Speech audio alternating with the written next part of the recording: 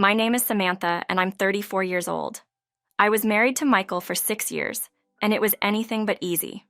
Our marriage was supposed to be the beginning of a happy life together, but instead, I found myself caught in a nightmare orchestrated by him and his mother. From the beginning, Michael's intentions were clear, though I was too naive to see it. He saw me as nothing more than a housekeeper, someone to help pay the bills, and then be discarded once I had served my purpose. 6 months into our marriage, Michael's behavior began to change. He stopped using my name entirely, calling me just you instead. The warmth, the kindness I thought I saw in him when we first met, had all but disappeared. He often spoke about our financial future, and I mistakenly believed our values aligned. I grew up in a household where every penny counted, and he admired my thriftiness. Or so I thought. Looking back, I realized he was only interested in what I could contribute to his plans. Less than a year after we married, Michael informed me that we'd be moving in with his mother. There was no discussion, no consideration for my wishes. It was all decided between him and his mother, and I had no say in the matter. Moving into his mother's cramped house was only the beginning of my troubles. They took out a loan for renovations without telling me, and then insisted that I quit my job to take care of the household. It was suffocating. Samantha, as a wife, you need to support me and my parents. You'll have to quit your job, Michael told me one evening, his tone leaving no room for argument. He even suggested I could work remotely if I insisted on keeping a job. It wasn't a request, it was an order. He spoke as if he were granting me some grand favor, and it made me sick to my stomach. My protest fell on deaf ears. "Why should I consider your feelings?" Michael would say with a dismissive laugh. "I'm the head of this family." The words felt like daggers each time he said them, cutting deeper into my sense of self-worth. Living with my mother-in-law was unbearable. She treated me like a servant, always complaining about how I managed the household. Even though I was working remotely, she constantly demanded that I quit my job entirely. "Hey, housemaid, when are you going to stop pretending to work and start focusing on what really matters?" she'd say, never missing an opportunity to belittle me. The disrespect was relentless, and Michael never intervened. Instead, he joined in with his mother, belittling me at every opportunity. Despite all the sacrifices I made, nothing was ever enough. Michael and his mother wanted me to contribute to the mortgage payments for the house they decided to renovate, a decision made without my input. Michael's sister also frequently dropped by to add to my misery, treating me like an outsider in my own home. She would accuse me of freeloading, as if I wasn't already working myself to the bone to keep that household running. "You should be grateful we're letting you stay here," she'd say, her voice dripping with condescension. It was maddening. One evening, after another exhausting day, Michael smirked at me as he said, "You heard my sister, right? It's only natural for you to help pay the mortgage. You're my wife, after all." It was then that I realized I couldn't live like this anymore. If I stayed, I would lose myself completely. But I had to be smart about it. My parents were aging, and I didn't want to burden them with my problems. I knew that if I made any rash decisions, it could jeopardize everything. I decided to play along until the time was right. I worked remotely, helped with the mortgage payments, and endured their mistreatment, all while planning my escape.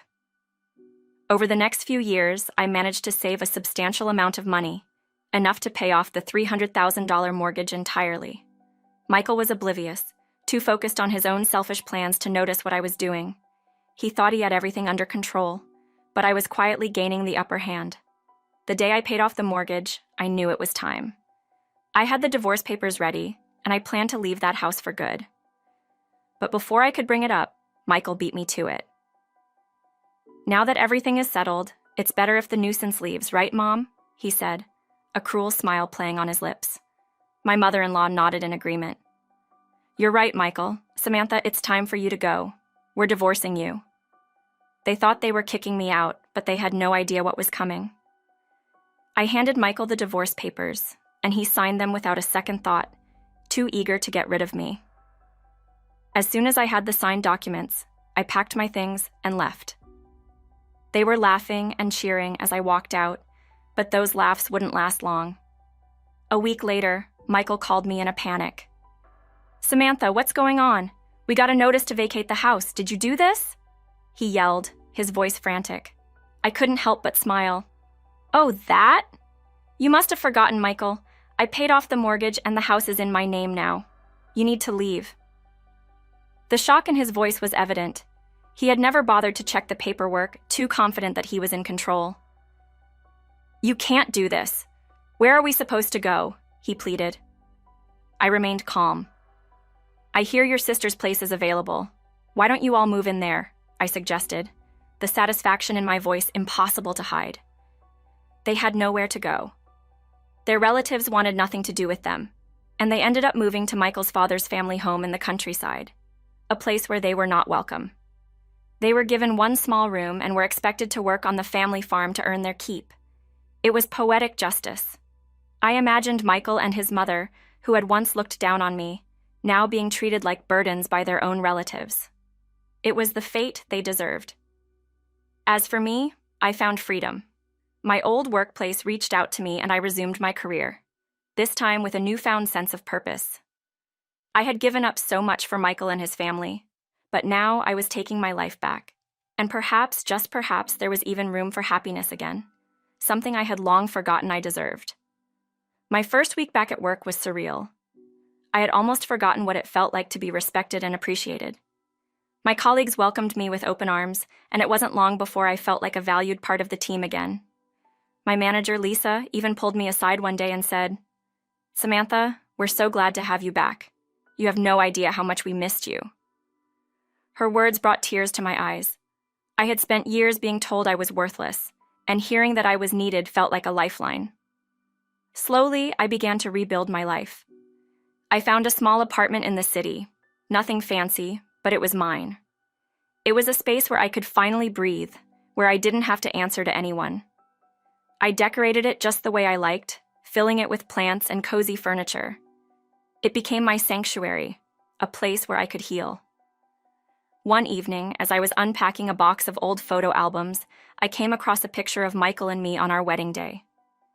I stared at it for a long time, trying to remember what I had felt that day. I looked so happy, so full of hope. It was almost as if I was looking at a different person. I felt a pang of sadness for that version of myself, the woman who believed in fairy tales and happy endings. But I also felt a sense of pride. I had survived. I had come out on the other side stronger and wiser. My parents were incredibly supportive throughout everything. When I finally told them about the divorce, they were shocked but relieved. My mother, who had always been gentle and soft-spoken, surprised me with her strength. Samantha, you did the right thing, she said, holding my hand. You deserve so much better. My father nodded in agreement, his eyes filled with pride.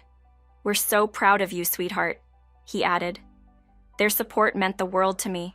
I had spent so long trying not to worry them, but now I realized that they were my rock, and I could lean on them. As the weeks turned into months, I started to feel like myself again. I reconnected with old friends, people I had lost touch with during my marriage. They welcomed me back without question, and it felt like no time had passed at all. We would meet for coffee or dinner, and I would tell them about my plans for the future. I want to travel, I told my friend Jenna one afternoon. I want to see the world, experience new things. She smiled and said, You deserve it, Samantha. Go for it. And so I started planning. I had always dreamed of visiting Italy, of seeing the rolling hills of Tuscany and the art in Florence. It felt like an impossible dream when I was married to Michael, but now it was within reach. I saved up, and a year after my divorce, I finally did it. I boarded a plane to Italy, my heart pounding with excitement.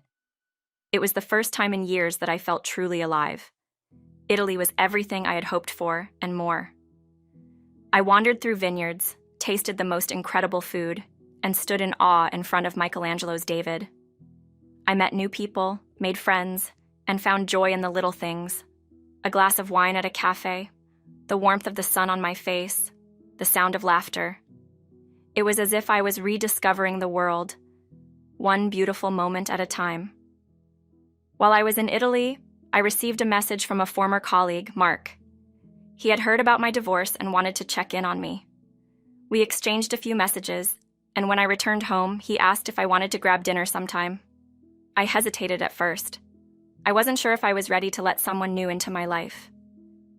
But there was something about Mark, his kindness, his patience, that made me say yes. Our first dinner was simple, just two people catching up. But as the night went on, I found myself laughing more than I had in a long time. Mark listened to me, really listened, and for the first time in years, I felt seen. We started seeing each other more often, and slowly a new relationship began to form. It was different from what I had with Michael. There was no pressure, no expectations, just two people enjoying each other's company. Mark knew about my past, and he never pushed me to talk about it.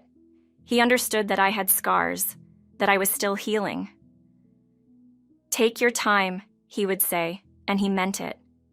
Being with him was like a breath of fresh air.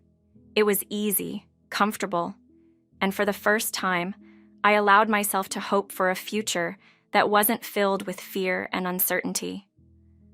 One evening, as we sat on my couch, Mark turned to me and said, "You know, Samantha, you're one of the strongest people I know. What you've been through, most people wouldn't have made it, but you did." His words brought tears to my eyes. I had spent so long feeling weak, feeling like a failure. But hearing him say that made me realize just how far I had come. I wasn't just surviving anymore. I was living. Looking back, I see my marriage to Michael as a lesson. It taught me about my own strength, about what I would and wouldn't tolerate. It showed me the importance of standing up for myself, of not letting anyone else define my worth. I had been through hell, but I had come out of it stronger, more determined to live life on my own terms. Today, I am happy. I have a career that I love, friends who support me, and a man who respects me. But most importantly, I have myself. I am no longer the woman who let others walk all over her. I am Samantha, strong, resilient, and ready to take on whatever life throws my way. And for the first time in a long time, I can say that I am truly, unapologetically happy.